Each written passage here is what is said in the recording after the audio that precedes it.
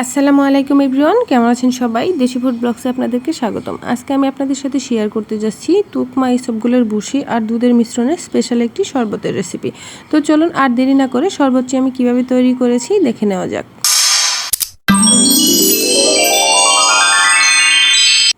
প্রথমে একটা গ্লাসে আমি পানি নিয়েছি, তারপর আমি নিয়ে নিব 2 টেবিল চামচ তুকমা। তুকমাটা এখানে ভিজিয়ে রাখতে হবে প্রথমে। তারপরে আরেকটা গ্লাসে আমি নিয়ে নিব চিয়া সিড হাতের কাছে না থাকলে শুধু ইসবগুলের ভুসি দিয়েও কিন্তু শরবতটা তৈরি করা যাবে। কিন্তু সবার ঘরেই কম বেশি তুকমা আর ইসবগুলের ভুসি থাকে, তার জন্য খুব একটা সমস্যা হবে না।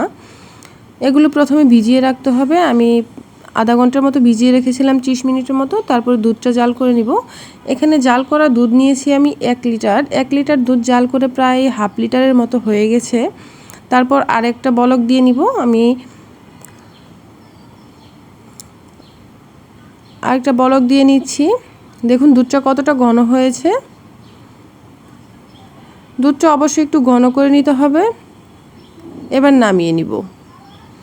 দুধটাকে নামিয়ে ঠান্ডা করে নিতে হবে।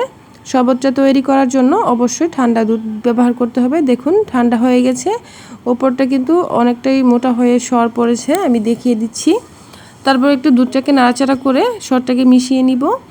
তারপরে অ্যাড করে দিব ভিজিয়ে রাখা ইসবগুলের ভুসি। এখানে 2 টেবিল চামচ ইসবগুলের ভুসি ভিজিয়ে রেখেছিলাম, এগুলো অ্যাড করে দিচ্ছি। তারপরে দিয়ে দিব চিয়া সিড।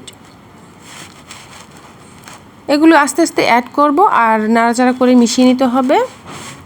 যেহেতু ভিজানোর পরে কিন্তু এগুলোর একটা আলাদা কালার আসে, একটু নাড়াচাড়া করে মিশিয়ে নিতে হবে। তারপরে তুকমাগুলো অ্যাড করে দিব। এবার অ্যাড করে দিব ফোর্স।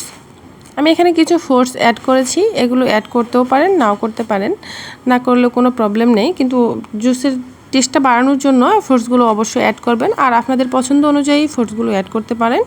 এখানে আমি আপেল কুচি অ্যাড করে দিচ্ছি 1 কাপ পরিমাণে, দিয়ে দিচ্ছি তরমুজ কিউব করে কাটা 1 কাপ পরিমাণে। এবার অ্যাড করে দিব স্বাদ মতো চিনি। তারপর সবগুলো উপকরণ আস্তে আস্তে ভালো করে মিশিয়ে নিতে হবে। অবশ্যই সুন্দর করে ভালো করে মিশিয়ে নিতে হবে শরবত। আপনারা আপনাদের স্বাদ মতো পছন্দ মতো সব কিছুই অ্যাড করতে পারেন। এই শরবতটা কিন্তু পেটের জন্য রমজান মাসে খুবই উপকারী একটি শরবত।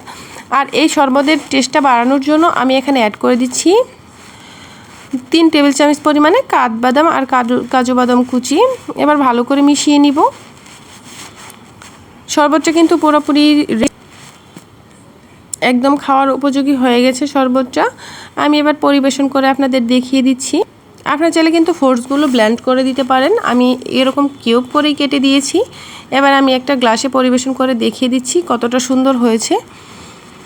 আর খেতেও ভীষণ টেস্টি একটি রেসিপি, অবশ্যই ট্রাই করবেন। একদমই ভিন্ন রকম একটি রেসিপি। দেখুন আমি একটা গ্লাসে পরিবেশন করে দেখিয়ে দিচ্ছি।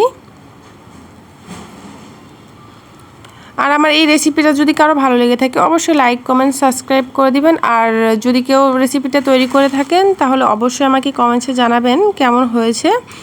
আর সবাই ভালো থাকবেন, সুস্থ থাকবেন। আবারও কথা হবে পরবর্তী কোনো নতুন একটি রেসিপি নিয়ে। সেই পর্যন্ত সবাইকে ধন্যবাদ। আল্লাহ হাফেজ।